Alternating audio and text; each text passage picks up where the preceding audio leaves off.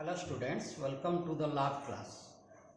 Today we will discuss about the determination of different parameters of soil using soil analysis kit. The kit is supplied by Overlap Hyderabad. What is the objective? Why we should analyze the soil? Soil testing means its analysis for the evaluation of fertility status and available nutrients like N, P, K, calcium, magnesium, manganese, boron content of soil, soluble salts, soil pH, gypsum content, organic carbon, lime content, etc. The primary objective of soil testing kit is to provide an approachable facility for soil testing to make judicious recommendations of fertilizers for optimum yields. Now we will discuss the sample collections and its preparation. The soil sample that is collected should be representative of the area sampled. The field crop sample of depth 15 to 20 centimeter is actually desired. The sampling equipments, basically you may need a auger spade, plastic bucket, plastic container, cloth bag, information sheet and a measuring scale. What is the procedure of soil sampling? Okay. The area which is to be sampled should be surveyed first, and you have to choose the area of uniformity, and the area or the point where the sample is to be collected. At first you have to remove the surface litter. With help of a spade, dig a V-shaped hole to a depth of 20 to 22 centimeter. It depends upon the type of crops for which the land is used. For deep rooting like sugarcane, more depth may be required. So out of the V-shaped hole, take out a uniformly thick, that is around 2 centimeter, slice of soil from bottom to top of the exposed soil. Collect the sample and place it in a clean bucket. Collect at least 15 samples from the uniform area and transfer the soil to a cloth and make coning and quartering till you get half to 1 kg of sample. You must have known about coning and quartering. Just on the cloth, make the sample flat, uniform, then make it to 4 divisions by making a cross. Then take 2 opposite samples and reject the other samples. Likewise, you repeat the process until you get the desired quantity of sample. Then you transfer the sample to the polythene bag with suitable description and identification mark. Coarse concentration, stone pieces, root pieces and leaves should be removed. After that, you have to air dry the sample at about 25 degrees Celsius, and the relative humidity should be below 60%. After air drying, the soil sample should be crossed with mortar and pestle gently. Then you have to screen the sample or sieve the sample through the sieve. The sieve is provided by the manufacturer, and the aperture of the sieve is 2 mm. You have to put the sample here, then put the cap and screen it. Then whatever the sample below 2 mm will be here, it is the collecting one. We have collected the sample recently. It is been prepared using this sieve. Now your soil sample is ready for analysis. For soil sampling, different items are required. I have just showing you like this. This is the sieve or screen, soil sample itself, plastic conical flask of 125 ml capacity with cap, filter paper, test tube stand with test tube and cork, plastic funnels, dropper, measuring cylinders of different capacity. It is of 10 ml and it is of 25 ml, distilled water, different spatulas, 1 gram, 2 gram, 5 gram, scissor, red spoon, and the different reagents for different parameters.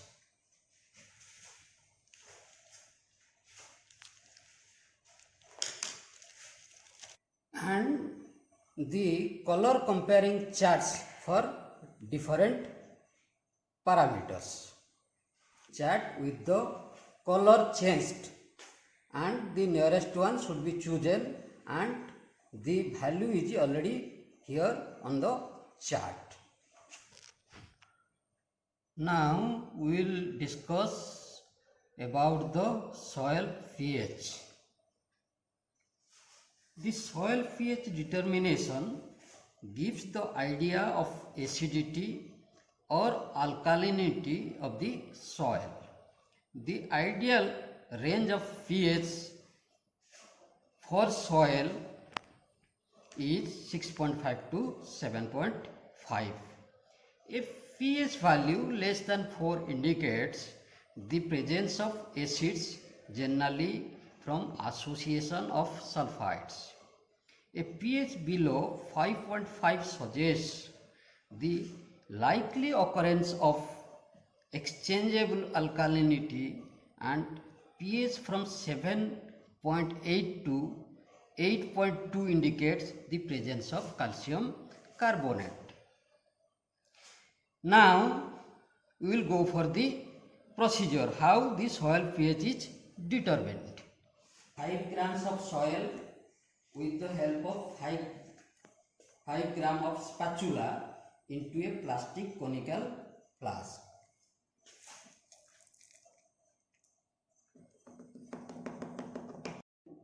Add a pinch of activated carbon with the red spoon. This is the activated carbon, and pour it to the soil sample. Take 10 ml of distilled water with the help of the measuring cylinder. It is 10 ml measuring cylinder. Now it is 10 ml, and add it to the soil. Now replace the cap tightly and mix it for 5 minutes.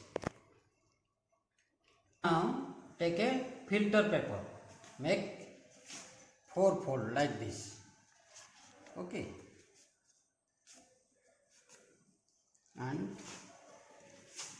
place it to the plastic funnel. Now filter the sample. How it has been done, you see.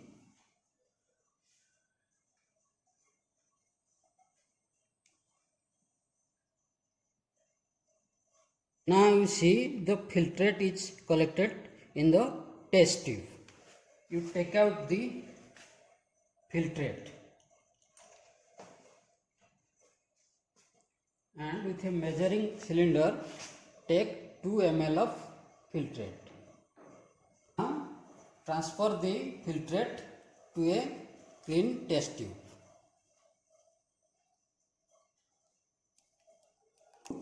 ml.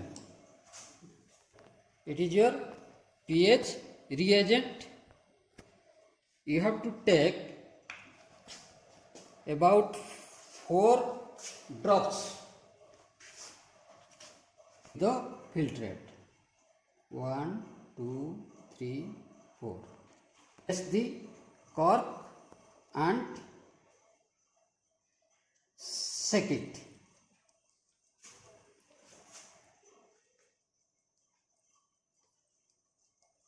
Now this is your pH color comparing chart, and this is the solution you place on the white area and compare the color of the solution to the closest color of the chart.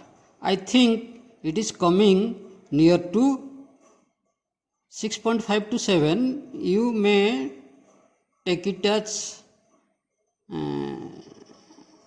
7. Take it as 7. Now it is found that the soil pH is 7. Soil pH is rated according to the pH value.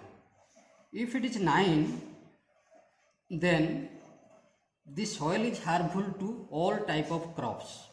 If it is in between 6 to 9, harmful to almost of the crops.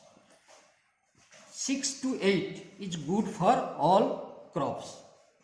6 to 5 harmful to most of the crops. Less than 5 is not desirable at all, as because it is harmful to all type of crops. Now we will discuss about the determination of organic carbon using the test kits. Organic carbon plays a major role in deciding biological activities as well as fertility of the soil organic carbon content of the soil from 1.5 to 2% increases soil porosity that supports the growth of soil microorganisms. This increases availability of different nutrients to the plant, resulting in better crop yield. Now we will discuss about the procedure stepwise. At first, you take 1 gram of soil with the 1 gram spatula. It should be leveled, okay. Transfer it to the plastic conical flask. Now add 10 ml of organic carbon reagent with the help of the dropper. Now 10 ml is measured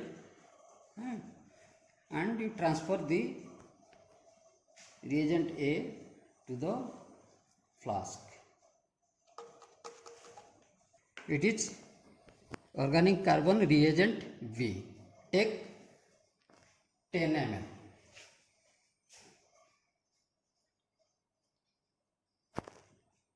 Now you add the reagent V to the same sample.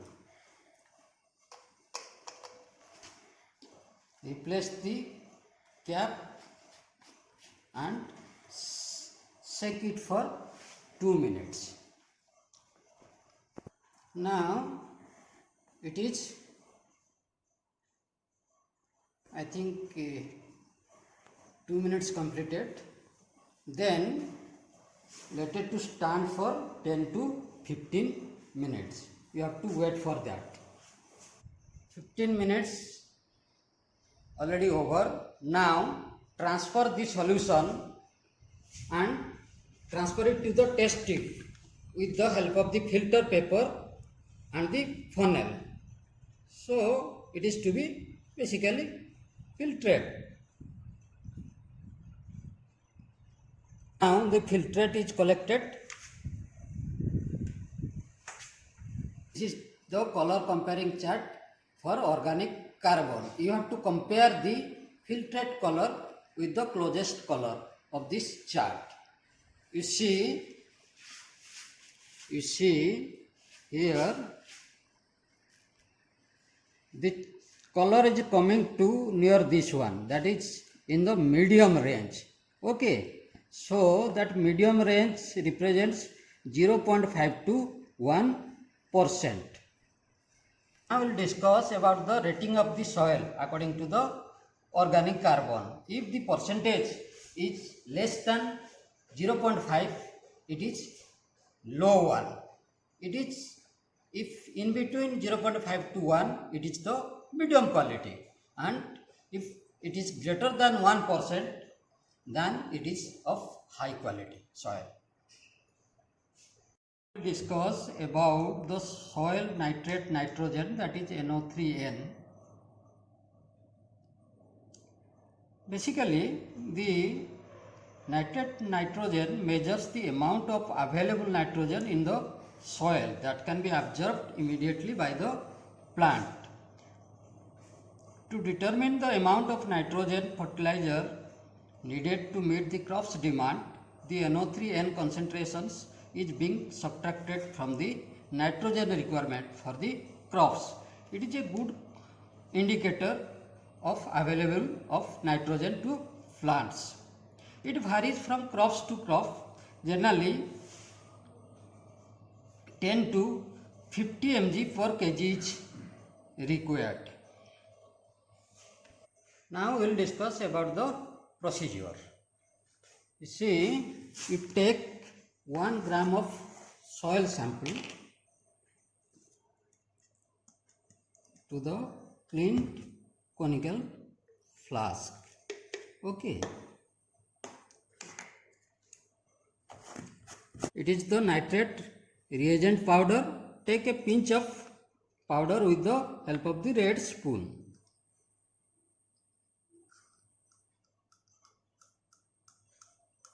And add it to the soil.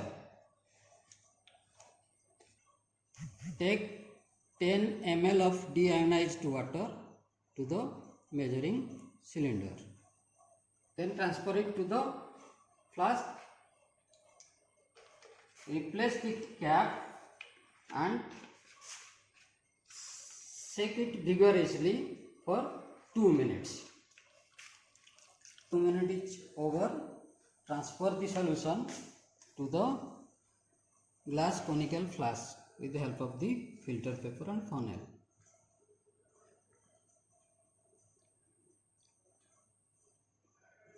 Now transfer the filtrate to the clean test tube. It is basically 10 ml test tube. Now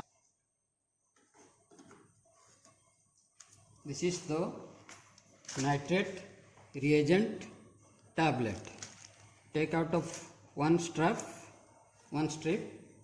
and add a solution.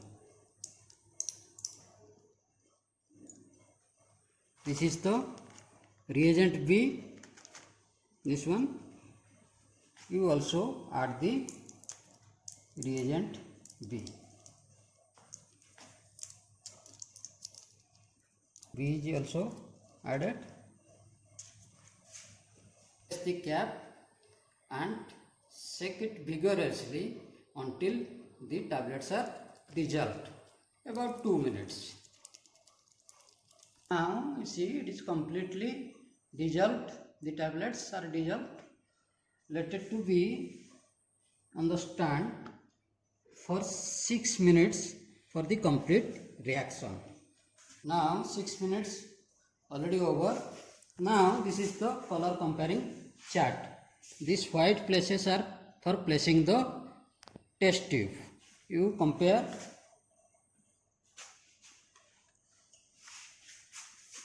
here. It is the dark one, it is matching, and this is the lighter one.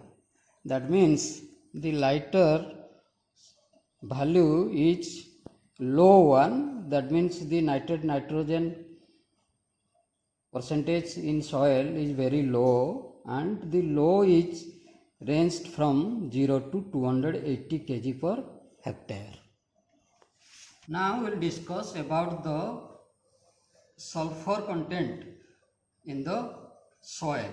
Sulfur acts as a good conditioner for the soil and helps in yielding of some crops like mustard, onion, garlic, etc. Then the procedure we will discuss. Of 5 gram spatula, take 5 gram of soil. Okay. Transfer it to the plastic conical flask. This is your sulfur extractant. Take 10 ml of this extractant to the 10 ml of measuring cylinder. Take to the soil sample. Okay. Replace the cap and let it to mix. Now transfer the solution to the test tube, basically to filter it. Now this is the filtrate that is been collected. One thing you have to observe, that if the filtrate is hazy or not so clear or clean, again you have to filter it till it clean.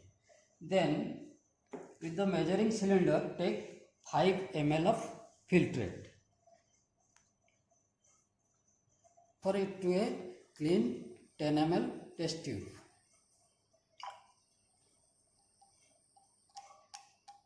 This is the sulfur reagent powder. Cut the pouch with help of a scissor and transfer the powder to the test tube. For the reagent powder to the test tube. Now replace the cap and shake it vigorously for 2 minutes. If sulfur is present, then what will happen? A turbidity will be developed. Let it to stand for 5 minutes for the complete reaction. Now 5 minutes over. Take the test tube and compare the color